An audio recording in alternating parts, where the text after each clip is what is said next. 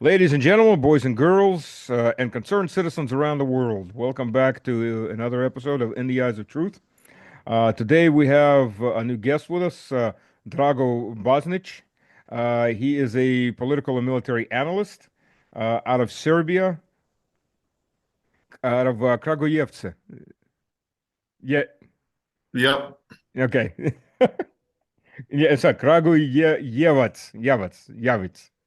Yep. Hey there, entrepreneurs. Are you feeling the squeeze from increasing regulations and higher taxes? Maybe you've noticed the growing instability and thought there has to be a better way. Well, you're not alone, and that's exactly why you need to consider offshoring your wealth now. Imagine a life where your hard-earned money isn't constantly under threat from unpredictable government policies. Sounds pretty good, right? Let me tell you. It's not just a dream, it's a smart strategy. Here at Exit Strategy, we specialize in helping entrepreneurs like you protect and grow their wealth. We navigate the complex world of international finance so you don't have to, from setting up offshore accounts to advising on the best countries with favorable tax laws. We've got you covered. Now, I know what you're thinking. Offshoring sounds risky, maybe even a bit shady, but the truth is many savvy business owners are already doing it. It's not just about dodging taxes, it's about creating a safety net for your future. Imagine diversifying your assets across multiple jurisdictions. When one country faces economic downturns, your wealth remains secure. Think of it as an insurance policy against the uncertainties of life. And let's not forget, having a portion of your wealth offshore can open up opportunities for international investments. You're no longer limited by the economic climate of a single country. You can tap into booming markets around the world, maximizing your returns. But here's the kicker. Time is of the essence. With increasing global scrutiny and tightening regulations, the window for easy offshoring is closing fast. The sooner you act, the better positioned you'll be. So why wait? Protect your wealth, secure your future, and explore new opportunities with Exit Strategy. Don't let the rising dangers in the US economy catch you off guard. Reach out to us today and take the first step towards financial freedom. Because when it comes to your wealth, playing it safe is the riskiest move of all. Thanks for watching, and remember, your future starts with the decisions you make today. Choose wisely, choose Exit Strategy. Catch you in the next video.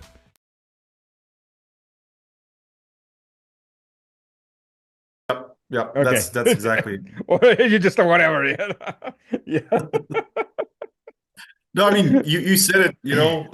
in Russian it sounds pretty similar. So Yeah, it's easier to say it in Russian. It's easier to pronounce it because even when you write it in Latin, there's a lot of sounds that are lost, or they try to oh make up yeah, for it in yeah. Latin. But yeah, there's a And if you reason why try that's to read it true. in English, it Yeah, messes things up even further. So absolutely. The Poles have that have the C with 20 different things above it. They try to fix all the sounds, the Slavic sounds. So you get to learn like an extra 10 letters. Uh, 10 letters and you pronounce three. So yeah, exactly. Um, let's talk a little bit about Serbia. The Serbian position right now seems to be one between Vučić wanting to run into the hands of Brussels as fast as he can, to Vučić finding a backbone when he's told to write off Kosovo as never Serbian. What is the situation there? oh, our geopolitical situation is very complicated because, the vast majority of people, like 80%, love Russia and want to have close relations with Russia, myself included, obviously. But the issue is, NATO is not going to give us the chance to do that, especially because we're surrounded by NATO.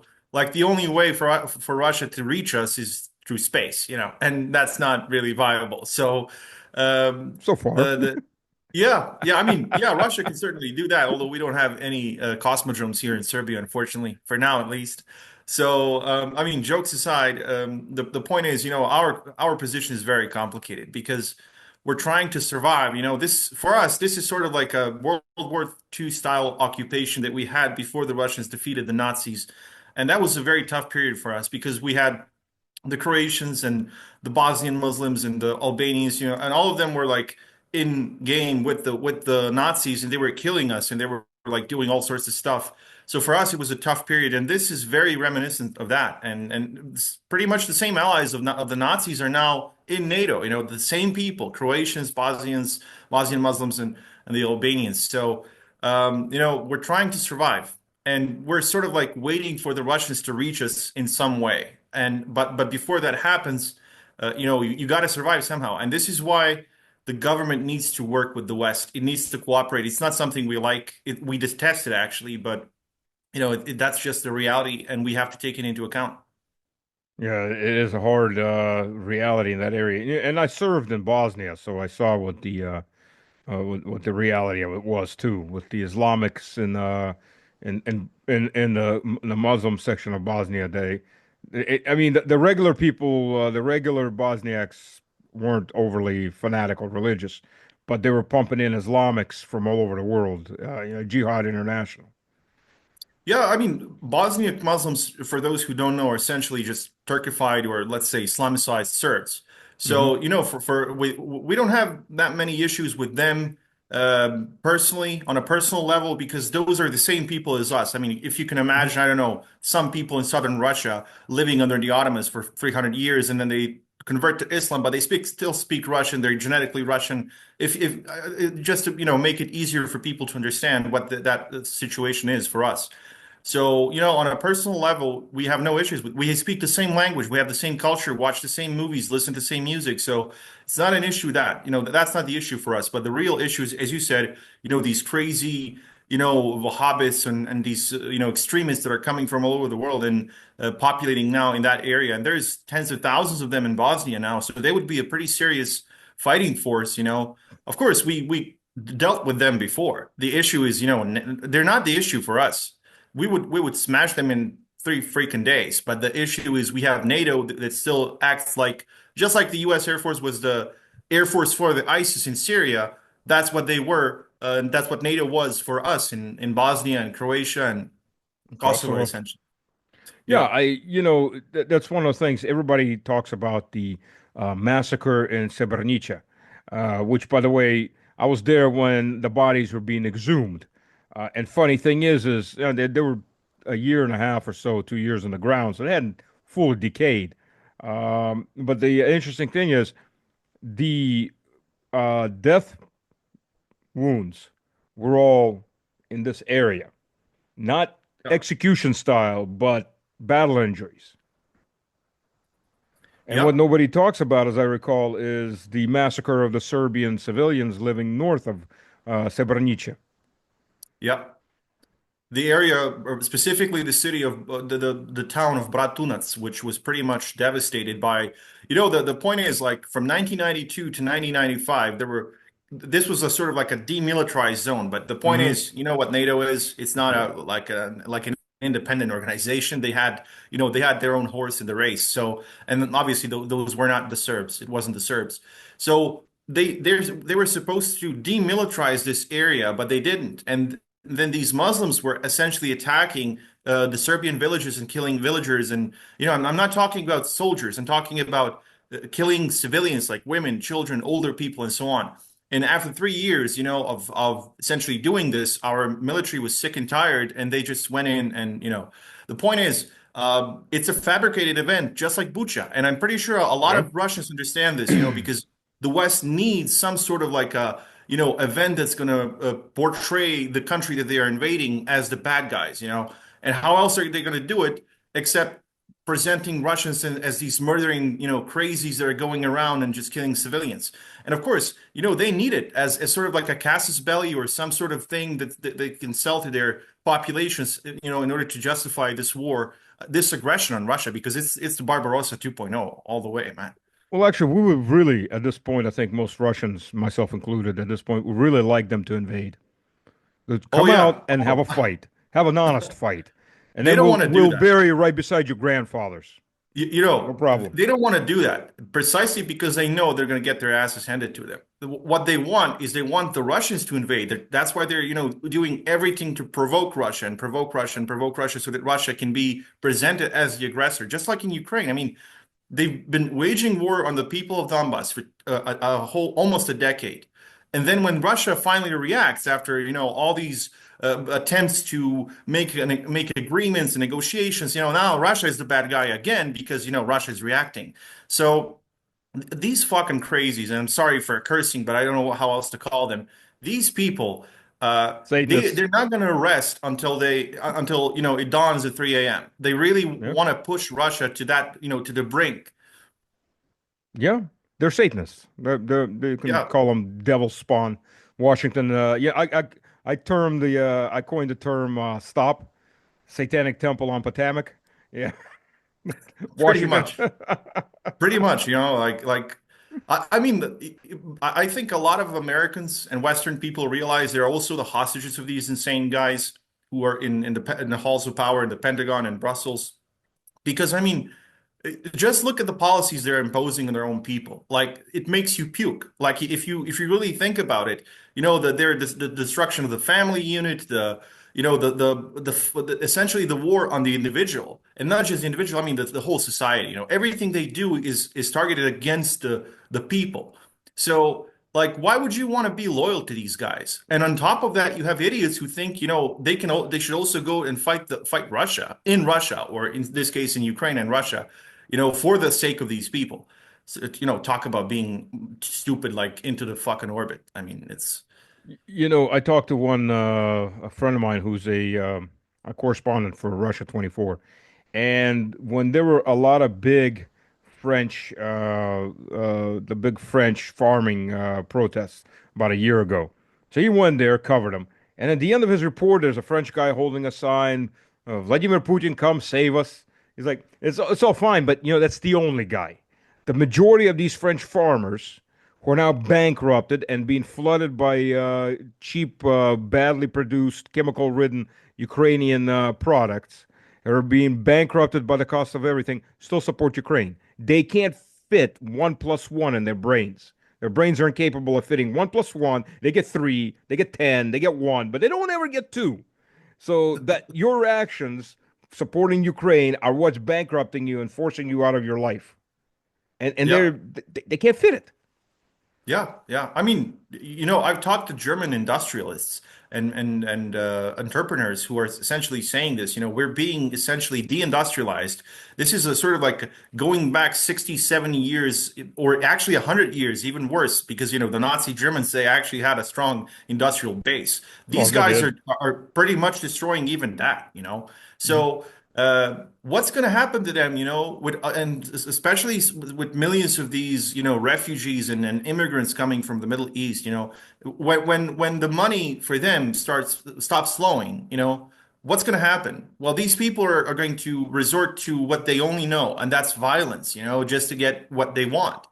And this is a major issue in Europe, and I don't see Europe being able to survive this, And of course, this was the goal of the U.S., it seems to me, because as my friend Joaquin Flores likes to say, this is a revassalization of Europe. Oh yes, very Europe much so. is essentially it's simply shedding what's left of its sovereignty, if it ever had any sovereignty in the last 60 years or so. It did. I mean, come on. The Willie was it Willie Brown, who's who was Willy president? Brandt, yeah, the Yeah, the West yeah. German chancellor, German yeah. There was also chancellor. de Gaulle. De Gaulle, Schroeder. You had some serious politicians, but and the Yeah. Americans used Operation Gladio to keep them on their toes. Oh Terrorism all yeah. over Europe, assassinations by the American CIA and their local backers that they created. But now they just raised a new generation of total idiots, Oh yeah. spineless, Oh, for sure. moronic idiots. For sure, for sure. I mean, there's no other way to explain it and to describe these people. I mean, look at Annalena Baerbock. Like she says that 360. Xi Jinping is a freaking dictator, and then she goes in China, and then she starts criticizing the Chinese. I mean, this is like the fifth or sixth time that she's insulting the Chinese, and then she's dumbfounded when the Chinese tell her like, "Get the fuck out." I don't want to talk to you anymore. Like, we don't want to, be your host anymore because you don't even know what basic diplomacy or basic decency for that matter is. So, and then, these people, they live in a world where they believe in their own propaganda. They think Oh they yeah. are on the moral high ground. And all of the rest of us are just jungle people. They have their garden. they're the civilized people. All of us were just savages, and that's it. Like that's their viewpoint of the world. And it's a funny thing because Slavs to the West were always subhumans. Even Oh though we yeah. were here a long time before the Germans, the R1A Hopla Gupla group was around about 1,000 years in Europe before the German R1Bs arrived and all the others. But Slavs to them, we're all just we just I don't know, crawled out on a tree or just jumped off a horse, Yeah. a Yeah. 1,000 years ago, 1,200 years ago, and yeah, you're nothing but barbarians. Okay. Well, I mean, even they don't even learn from this shortened history. I mean, look at Russia for 12 fucking centuries. They've been trying to invade and destroy Russia, and they keep smashing their heads on the walls of Russian cities and the Russian defenses, and they keep doing it, and they keep coming back and coming back. So. And Russia has managed to defeat all of them. Like, let's just take Hitler and Napoleon, for example. Let's not mention a stream of other invaders, that came from the Charles were Teutonic not so Knights, from the great. Poles. Yeah. Yeah, yeah, like let's not even talk about that. Like that requires an entirely separate show. Like we could talk about that for days. But like let's just talk about Hitler and Napoleon. So the Russians have like 12 centuries of defeating these fuckers. And that was before they had like 6,000 freaking nukes. That was before. And now Yeah. you want to do it again? Like, come on, man. Like there's this interesting definition of idiocy. Like that's doing the same thing over and over again and expecting different results. And this is what they're doing essentially. Yeah, doing the same thing under the same circumstances, expecting something different. But then there's chaos theory, so you never know. There's always chaos theory to rebalance that. But yeah, the first, interesting enough, I can tell you exactly when the first organized pan-European invasion was. That was by Prince Bolesław Hrabry, Polish Prince of Krakow, and his Holy Roman Empire, which wasn't holy, wasn't Roman, it wasn't an empire, Exactly. allies. They invaded to Kiev from Vladimir Krasnosonce right after the first Russian government was actually formed, right after Christianization. And yes, Kiev is a Russian city for anybody who's still questioning that. Screw off if you think it isn't. And they were forced back out, but that was the first pan-European invasion. And yeah, right. It's been 1,000 years after that, and they're still coming, and we're still bearing them. And what pisses them off is we're not just beating them back; we follow them home. Yeah, I mean, you got to finish the job. It seems that's what they want, and this time, Berlin, Brussels is further to the west than Berlin. So, let's see if they're going to have some brains not to go that far. So, Well, London's even further, oh but yeah, I but you mean, can hop across with enough airborne units pretty damn quick. why would you? Why would you? You can just fire, like 10 Iskanders at the key locations, and that's it. It doesn't even require nukes. Like the kinetic energy itself is going to take care of most of the stuff. Oh yeah, yeah. If you count up the 36 penetrators that were fired, I sat down and did the formula. It's Yeah. half times mass in kilograms times velocity in meters squared. So you got those six, if I remember correctly, what I counted up, out of those 36 100 kilo penetrators all going to Mach 10. I think they were actually going faster than that, but Oh yeah, the faster. official statement was Mach 10. 1.6 gigajoules of energy. That's a nuclear weapon, just without the radiation. You Yeah, know, like basically. And it's like it's deep it. penetration, so Oh yeah, yeah. So nobody's going to be, none of the Western leaders who think they're going to be safe in their bunkers. That's not going to happen. Like if the Russians locate you, and they will, there's a GRU, there's this SVR. A lot of these very, very proficient intelligence services that most people don't even think about. That people don't even know that the KGB essentially wasn't dismantled. It actually multiplied in various agencies, and FSB was just one of them that remained in Russia, for those who don't know. And of course, these other, like the SVR and of course the GRU, which is the military intelligence, like all of these organizations have a great number of agents around the world.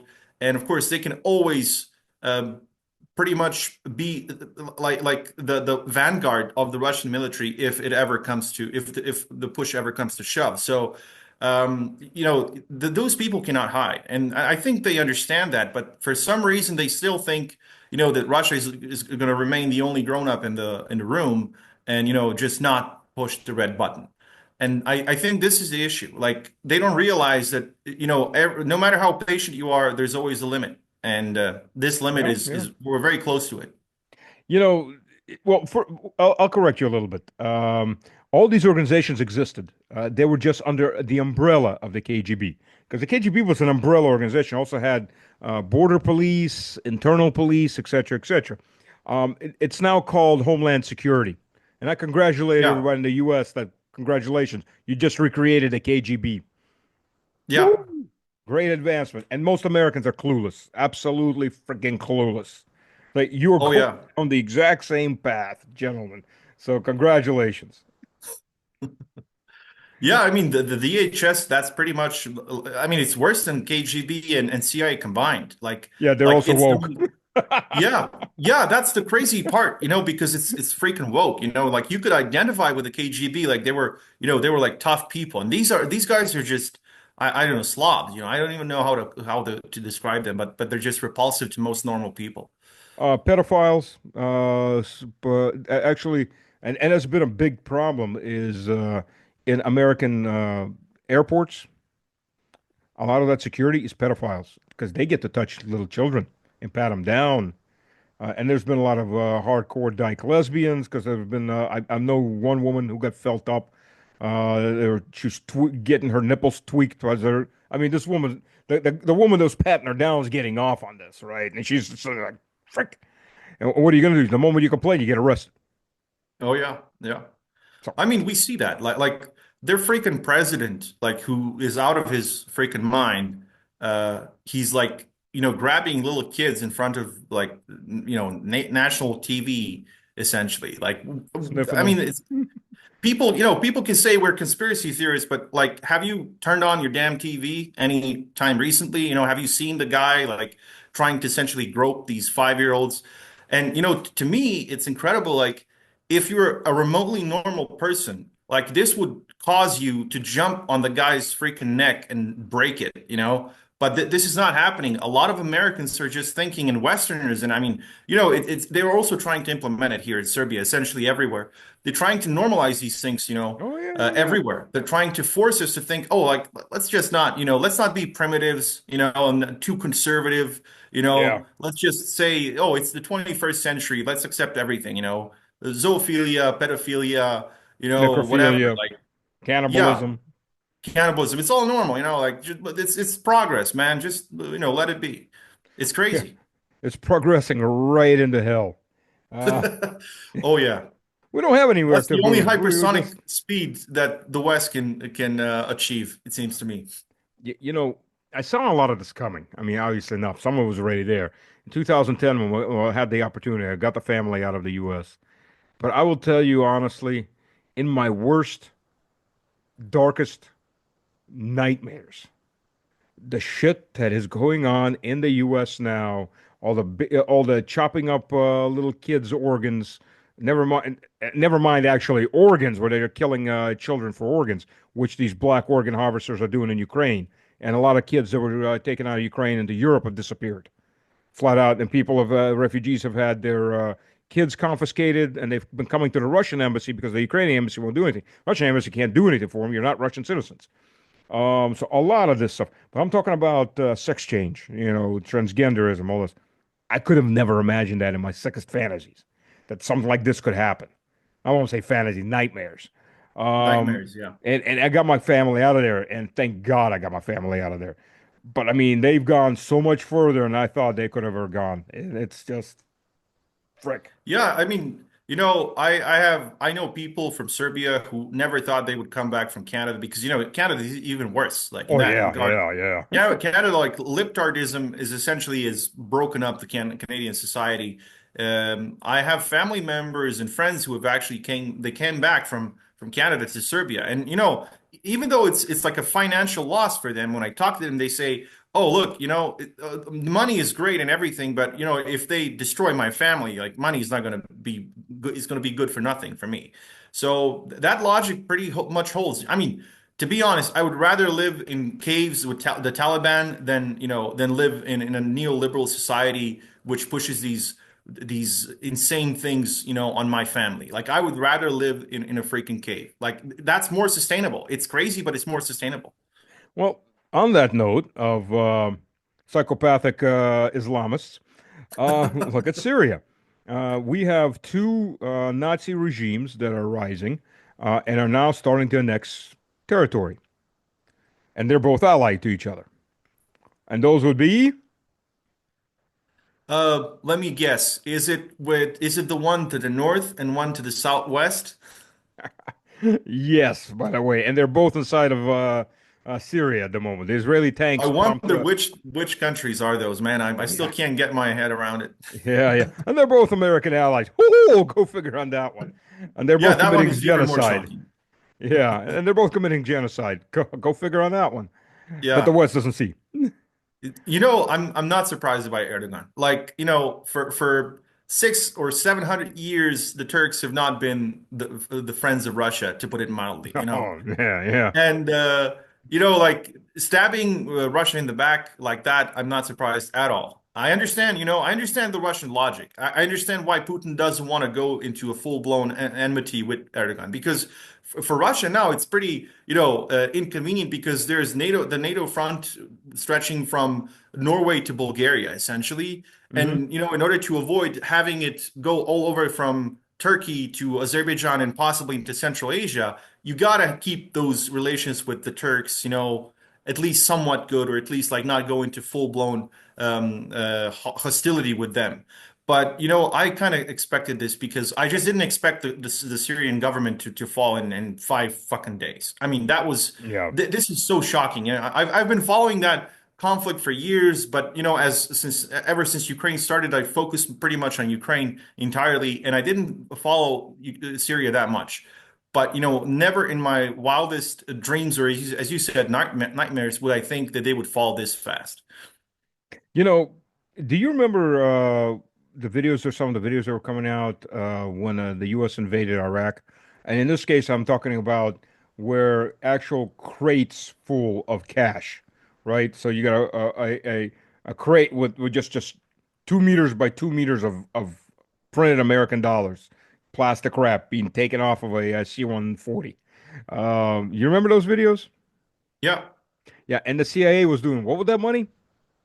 Yeah, half the Oh, I Iraqi mean, army didn't come out of their barracks for that little invasion. yeah. I mean, that's pretty possible. Although those people don't realize money is not going to be good for you, once the jihadists and these insane guys who just want to go and slit other people's throat, when they take over. Like I just don't understand, especially in the Arab world. Like the Arabs should be the first to understand that they should not do what they did in Iraq or in Libya. Like, haven't you seen what happened to Iraq? Like for 30 years, it has not had a day of peace because of these psychos.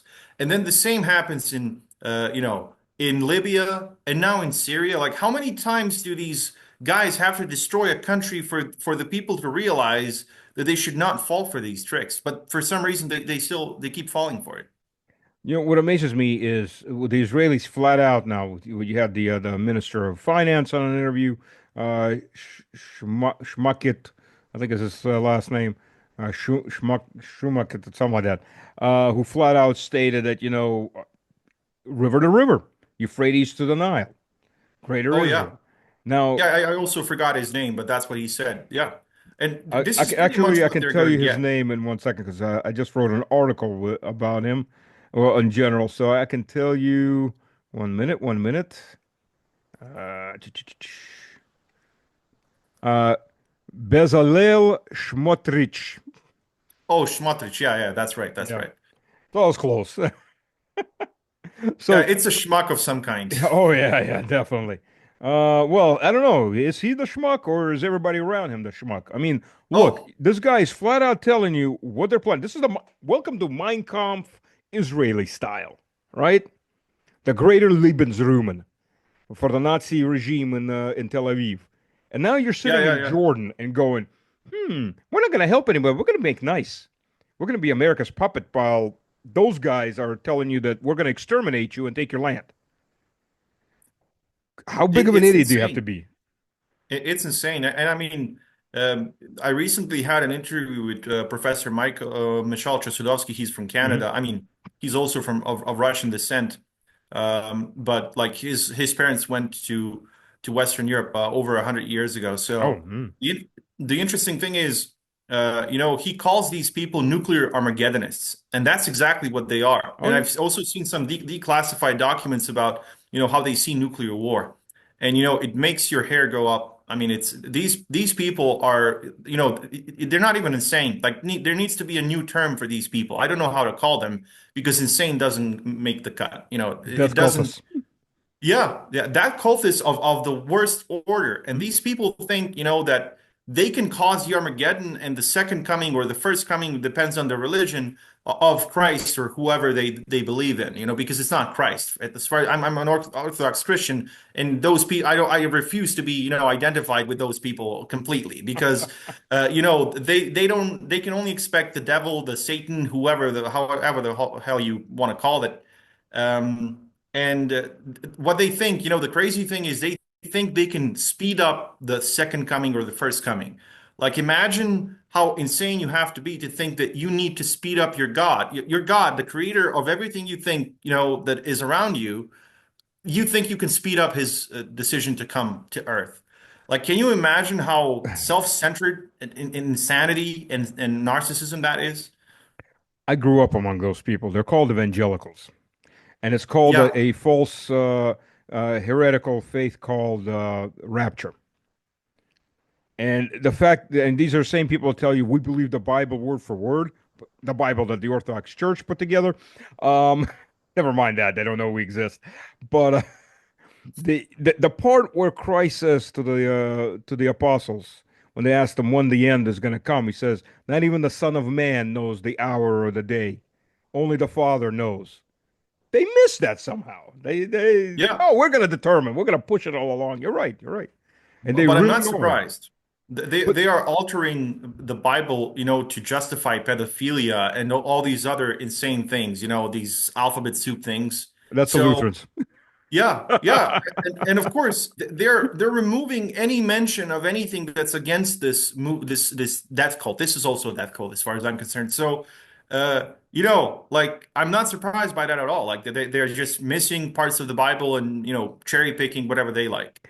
It's actually, if you really look at it, it's actually not a death cult per se. They're afraid of death because what they believe in is they all get teleported like Job. They all get teleported to heaven without having to die because Christ is going to come back apparently a second and a third time. He comes back first, takes teleports them all up straight to heaven. They don't have to die, and then he comes back 7 years later. I don't know why 7 years, but 7 years later, while we all are murdering each other off, living in hell, demons running around, and then he judges everybody who's left, and we're all condemned to hell because all the good people, the proper people, have already been teleported up. Where they got this out of the Bible is very hard to figure out, but they believe it, and yeah, you're right. They're It's crazy. It's crazy. I mean, I wouldn't have I don't have anything against religion per se, of course. As I said, I'm an Orthodox Christian, so Mhm. I don't have anything against a person and their personal faith. But when you have religious extremists, especially in power, this is where the problems start. I don't need to impose my religion on anyone. I don't think I need to impose my religion on anyone. That's a personal matter of the person. And of course, I mean, if you need to impose your religion, it's not a very good religion. It's not it doesn't hold very well. So the point is, this is what these people are doing. Essentially, not just this, but they also think that they can accelerate, this Armageddon, whatever you want to Mhm. call it, and then whatever the aftermath of their religion happens, that this is what they think it will come. So, like when you give the second biggest nuclear arsenal to these people and these other NATO arsenals, Mhm. this is where the issues start. Absolutely. Well, here's a question for Serbs in general, and in fact, everybody in the Balkans. So you've got the Neo Ottoman Empire rising up right now, starting to annex things around them, and they've already made claims to Batumi and Ajaria in Western Georgia. That was a year ago that Sultan Erdogan, made those claims. Um, where else do they always like to march to? Oh, this area here. And we tried to Yeah. stop them so many freaking times, and this is where we have the issue with the telesocracy such as the UK and America, especially the UK.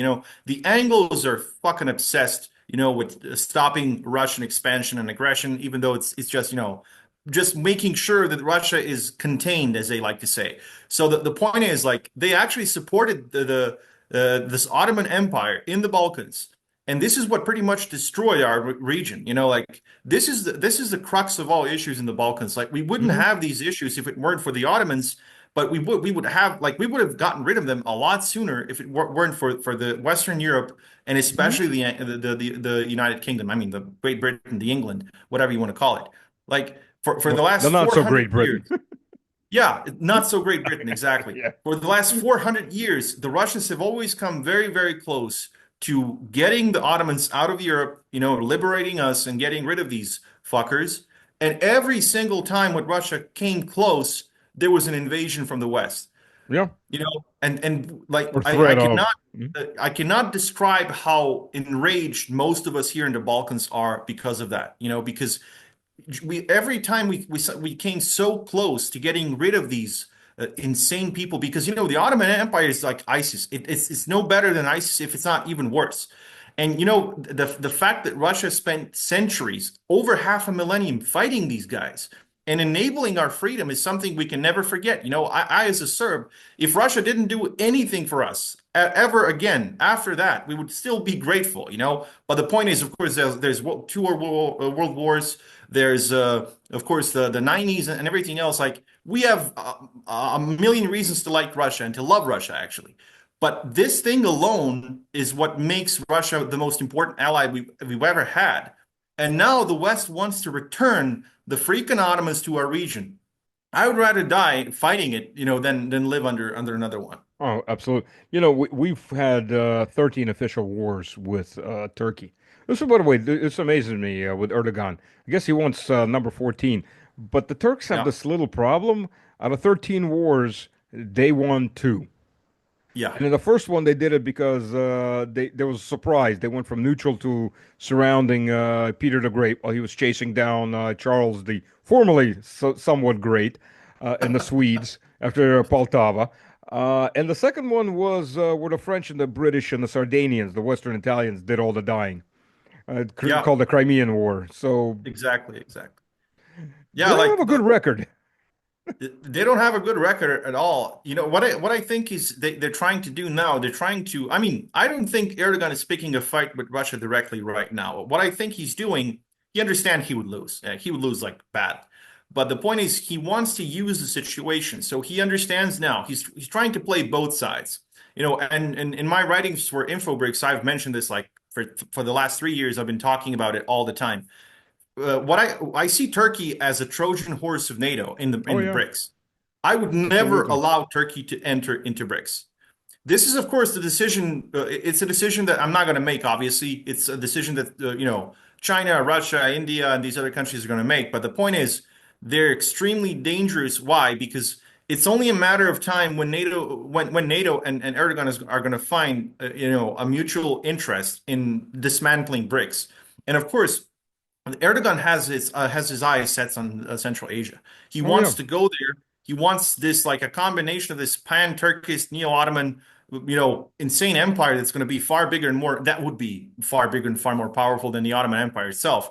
He's not going to get it. Like, Turkey doesn't have the capacity to accomplish this, but he's going to go for it. He's going to try it, and this is a very dangerous prospect for Russia, China, and Iran, because you're getting to the soft underbelly of all three countries, Drago, because I'm sorry I have to interrupt you. We're almost out of time. We've got like half a minute left. yeah, Unfortunately, I'm on a free version of Zoom. They don't take my Russian credit card, so. Um, everybody, thank you for joining us. We will have Drago back. You will come back, right? of course. Well, there you go. So thank you for joining us. I hope you found this more than entertaining, but informative and entertaining. That's our key here. So thank you, Drago. Thank you. My pleasure, man.